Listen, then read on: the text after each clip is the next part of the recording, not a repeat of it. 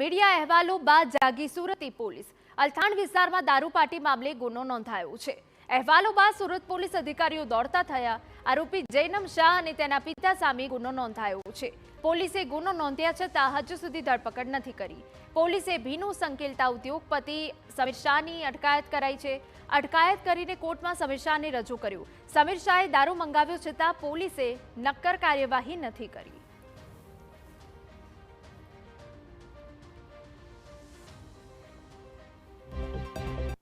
સુરતના અલથાણ વિસ્તારની અંદર જે દારૂ પાર્ટીનો જે મામલો સામે આવ્યો હતો અને આખરે અલથાણ પોલીસે જે જૈનમ શાહ છે તેના વિરુદ્ધ ગુનો નોંધ્યો છે। પોલીસ ફરજની રૂકાવટ અને સાથે સાથે તેના પિતા છે સમીર શાહ તેના વિરુદ્ધ પણ જે રીતે તેને દારૂ પણ મંગાવ્યો હતો, હવે તેના વિરુદ્ધ પણ જે ગુનો નોંધી અને પોલીસે કાર્યવાહી શરૂ કરી છે।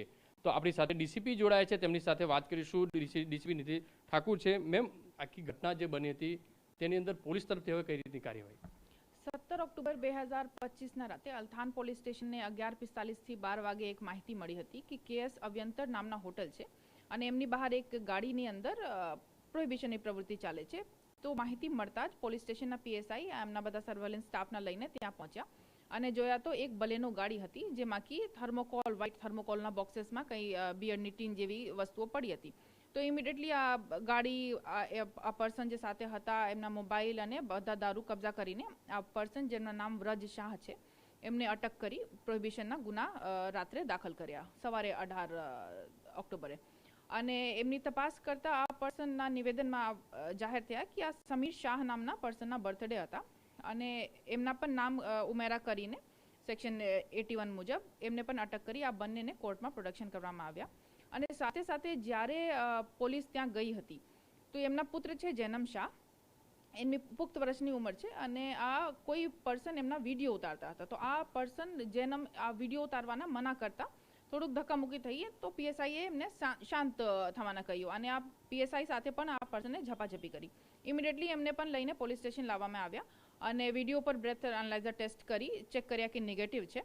તો પછી એમના બ્લડ અને યુરિન સેમ્પલ એલ્કોહોલ માટે હોસ્પિટલમાં દઈને ભારતીય નાગરિક સુરક્ષા સંહિતા ચેપ્ટર 126 અને 121 મુજબના ચેપ્ટર કેસ કરવામાં આવ્યા અને લીગલ એક્શનની કાર્યવાહી તરત જ ચાલુ થઈ અને બધા પુરાવા જોઈને પછી ફરી પોલીસના ફરજમાં રૂકાવટ અને ફરજ દોરાન પોલીસ પર વ્યથા પહોંચવાના ગુના દાખલ કરીને આગળની કાર્યવાહી અમે લોકો હાથ ધરીએ છીએ। સર, અત્યાર સુધી જૈનમની ધરપકડ થઈ છે કે નહીં? જો નથી થઈ તો ક્યાર સુધીમાં થઈ શકે છે? કારણ કે 2 દિવસ વીતી ગયા છે, 1 દિવસ પછી ગુનો અને હજુ ધરપકડ નહીં।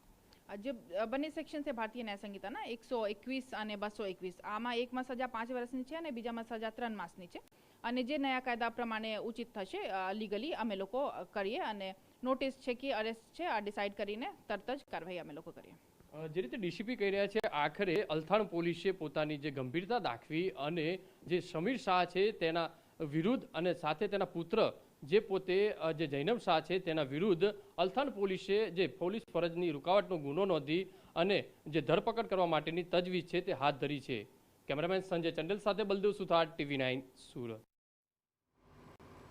સુરતના અલથાણમાં દારૂ પાર્ટી કરનારા નબીરાઓ પકડાયા બાદ પણ પોલીસે ઢીલી નીતિ સામે ભારે ચર્ચા જોવા મળી રહી છે। જોકે સતત મીડિયા અહેવાલો બાદ હવે ગુનો નોંધાયો છે અને આરોપી જૈનમ શાહ અને તેના પિતા સામે ગુનો નોંધાયો। જોકે આ પોલીસે ગુનો નોંધ્યો છતાં ધરપકડ નથી થઈ। પોલીસે ભીનું સંકેલતા ઉદ્યોગપતિ સમીર શાહની અટકાયત કરી અને કોર્ટમાં રજૂ કરી દીધો। સમીર શાહે દારૂ મંગાવ્યો છતાં પોલીસે નક્કર કાર્યવાહી નથી કરી, જેને લઈને અનેક તર્ક વિતર્ક સર્જાયા છે। મહત્વનું છે, આ પહેલા જૈનમ પાસે માફીનામું લખાવી મુક્ત કરી દેવાયો હતો, જેને લઈને અનેક સવાલ ઉઠ્યા હતા। એટલું જ નહીં, જૈનમે પોલીસ પર પણ હુમલો કર્યો હતો।